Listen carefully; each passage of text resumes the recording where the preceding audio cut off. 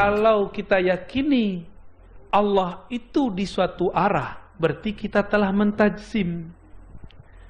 Jadi yang mesti berada di suatu arah itu cuma jisim. Di luar jisim, yaitu Allah subhanahu wa ta'ala, kan bukan jisim, bukan arad. Maka Allah tidak bersifat arah. Karena sifat atas, bawah, depan, belakang, kanan, kiri, itu sifatnya makhluk.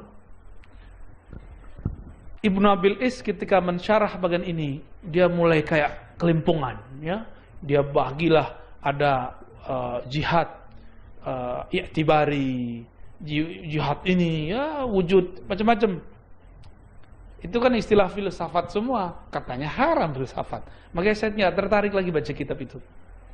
Jadi dulu di Darussunnah sempat kitab itu diajarkan, mau diganti oleh Allahyarham Pak Kiai Mustafa Yakub, ya, guru antum juga, ya. Tapi beliau keburu wafat. Akhirnya kitab itu diserahkan kepada saya untuk diajarkan. Lalu saya kasih syarat, satu syarat kalau diserahkan, saya ganti kurikulumnya semua dengan kitab yang saya punya sanadnya kepada para imam. Awalnya nggak mau mereka. Oh, ini kan kitab warisan Pak Kiai. Lah Pak Kiai nyuruh ganti kok. Oh, saya nggak dengar, ya sudah. Kan saya yang jadi musyrif waktu itu, asisten dosennya waktu itu. Cuma mereka nggak percaya, ya sudah 4 tahun, 5 tahun. Saya kemudian fokus cuma mengajarkan kitab Kutubus Sittah, kitab hadis. Tapi setelah kemudian tidak ada lagi yang bisa menjelaskan ini dengan ala ahli akidah, mereka bisa jelasin tapi bukan ala ahli akidah. Dibalikin lagi kitabnya ke kita, ya. Terus ente dia mau ganti kitabnya, terserah. Barulah, ya, saya mengajar kitab akidah kembali. Jadi saya ngajar kitab akidah, ngajar kitab hadis lebih lama daripada ngajar filsafat. Ngajar filsafat sebentar doang, selebihnya akidah. Ya. Ngajar filsafat paling cuma 2 tahun. Karena saya ngajar di Pasca Usuluddin itu sekitar, ya, setahun pada 2 tahun lah. Selebihnya saya ngajar akidah Ahlussunnah, kitab Ahlussunnah, fikih Ahlussunnah, hadis Ahlussunnah, tasawuf Ahlussunnah. Nggak ada kita ngajar akidah falasifah, kan nggak ada.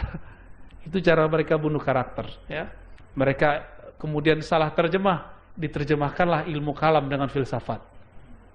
Itu kalau ada orang bodoh ini ajhalul jahilin, Ustaz.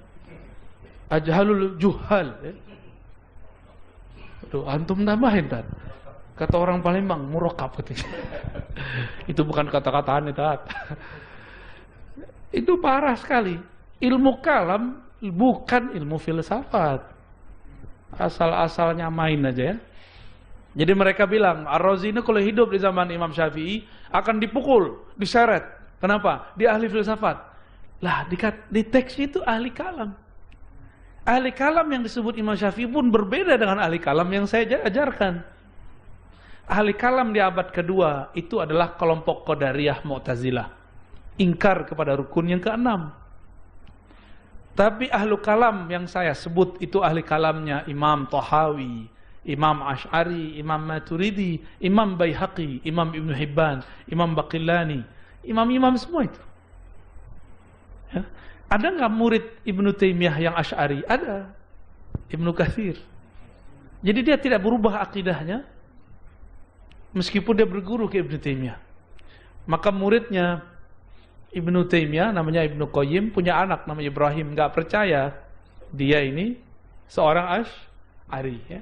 Man saddaqaka bi annaka Asy'ari wa anta tilmizu Ibnu Taimiyah, katanya.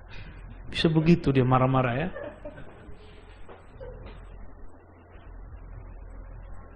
Ya mungkin kayak antum lah, Tan. Siapa percaya ente ini aswaja celana jingkrang gitu.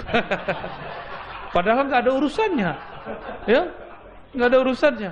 Mau celana jingkrang, mau jenggot panjang, mau berserban tak berserban, yang penting akidahnya sifat 20. Selesai itu. Ya boleh antum jingkrang-jingkrang. Tentang Mi'raj tidak ada masalah, ya. Kita tidak ada masalah. Ini tentang aras nih.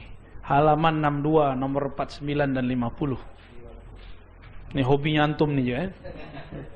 Wal arsyu wal kursiyyu haqqun. Aras itu hak, kursi itu hak. Jadi kita tidak boleh menolak aras Wajib kita percaya ada aras. Saya mau tanya Ustaz, aras itu hadithun makhlukun au qadimun ghair makhluk? Mana yang benar? Aras itu makhluk baru dicipta atau itu qadim? Makhluk, sepakat? Dalilnya mana? Kan ini zaman dalil. Mana dalilnya? Mana dalil aras itu makhluk? Akhir surat Taubah. Apa akhir surat Taubah? Wa huwa rabbul. Dari mana kata makhluk? Kata Rabb. Allah itu Rabb. Ma makna Rabb? Khalik. Kita pakai aja terjemahan mereka. Tauhid rububiyah ente artinya apa? Ya. Kata dia rububiyah artinya tauhid penciptaan. Ya sudah. Rabbul Ars. Dia menciptakan aras. Kok ada dia yang berani ngomong? Saya tidak tahu, so ilmiah lagi. Aras itu dicipta atau tidak? Ada kan mereka yang ngomong begitu? Kira-kira statusnya gimana tuh Ustaz Fajar? Besok Fajar nggak terbit lagi kayaknya. Bahaya itu. Tapi orang awam tidak mau tahu. Karena awam melihat, ini tamatan luar negeri, Tat. Ente tamatan dalam negeri. Ya salam. Emang ada urusannya, ya? Apa urusannya tamatan luar sama dalam? Kitab yang dikaji sama, yang berbeda sanadnya yang berbeda. Ya. Maka saya tidak pernah menghukumi orang dengan al-makan wal makaniyah, tempat dan posisi. Bagi saya, man syaikhuhu, ma isnaduhu, ya. Siapa gurunya, mana sanadnya. Ini yang penting sebenarnya, ya. Maka kita ngaji kepada Kiai Marwazi walaupun beliau enggak kuliah. Beliau nggak kuliah tapi 12 tahun dengan ilmu yang orang kuliah mengkaji beliau. Syekh Yasin Al-Fadani. Ya lebih dari kuliah lah itu. Saya 12 tahun jadi doktor, beliau 12 tahun sama Syekh Yasin. Serius dah, ini 12 tahun jadi doktor, itu kan agak telat juga tuh ya. 4 tambah 1,5 tambah 4. Lebih ya. 5 ya. S1 saya anggapnya 4,5 jadi 5. S3 saya 4,5 tahun juga. Genap jadi 10 lah. S2 walaupun setahun tapi wisudanya nunggu. Jadi 2 tahun. 12 tahun. Jadi dokter. Beliau murid Syekh Yasin, khidmah kepada Syekh Yasin 12 tahun. Ya lebih berkah beliau lah daripada kita. Ya. Kita ini sok berkah ya. Wal arsy wal kursi haq. Jadi wajib percaya ada aras, wajib percaya ada kursi. Tapi mereka mengatakan kursi itu tempat kakinya Allah. Dia bayangin lagi Allah berkaki kan? Cukup katakan qadam, la taqulur rijl. Ya? Allah menyebutkan qadam. Jangan ketambahkan rijl. Ya? Bisa bedain ya? Itu baru salaf, jadi nggak nambah-nambahin. Wa huwa mustaghnin 'anil 'arsy. Meskipun kita percaya Allah istawa al-'arsy, tapi dia tidak memerlukan arsy. Saya sengaja mengganti dari membutuhkan kepada memerlukan. Khawatir buku ini terjemahannya dibaca oleh negeri jiran. Ya. Teman-teman negeri jiran membutuhkan agak gimana terjemahannya. Maka kita ganti memerlukan, ya. Benar ya, sahih ya? Antum yang lama, ada yang S2 di sana, kalau S3 di sana. Benar. Wah, itu orang yang membutuhkan dianggap berhasrat, teman-teman. Ya. Mustaghnin an. Allah tidaklah memerlukan aras. Araslah yang memerlukan Allah.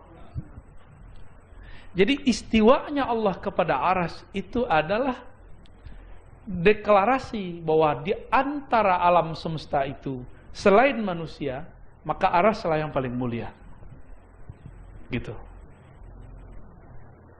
Tapi aras itu diinjak sama Nabi. Lebih mulia mana? Ya Nabi Muhammad. Nabi Muhammad sujud di aras itu. Jadi jangan dikira Nabi Muhammad tuh ngobrol-ngobrol ngopi-ngopi sama Allah di aras. Jangan. Allah enggak begitu. Aras itu simbol. Simbol bahwa ada benda langit di atas langit namanya aras. Jadi kita meyakini emang itu tinggi, Ustaz, tinggi. Dan dia meliputi alam semesta. Itu aras jelas. Maka disebut Rabbul Arsyil Azim, pencipta aras yang sangat luas, sangat besar. Lalu apa makna istawa?